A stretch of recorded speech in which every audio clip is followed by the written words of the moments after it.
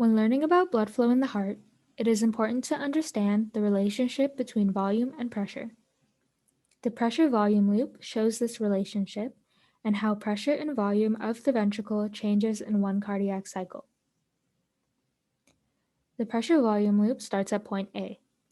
This occurs just after the final ventricular contraction of the previous cardiac cycle. Both volume and pressure in the ventricle are at a low as blood starts to flow into the atrium.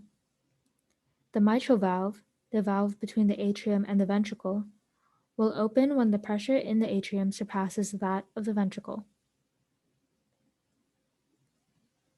As we know, gases and liquids move from areas of high pressure to areas of low pressure. As a result of this, blood will flow down its pressure gradient from the atrium to the ventricle, seen here from point A' to B. The atrium will contract, resulting in the ventricle reaching its end diastolic volume, the maximum volume of blood the ventricle will hold in one cardiac cycle, and the mitral valve will close. The pressure in the ventricle will continue to increase as isovolumic contraction persists. When the pressure in the ventricle surpasses that of the aortic valve will open, and blood will be ejected into the aorta.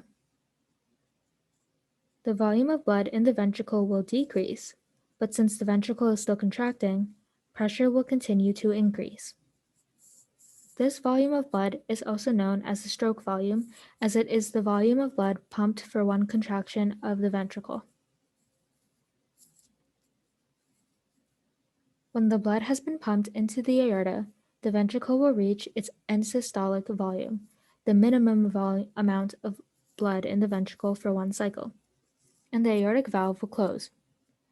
Isovolumic relaxation begins as the ventricle starts to relax. Pressure will fall, and the cycle will start all over again.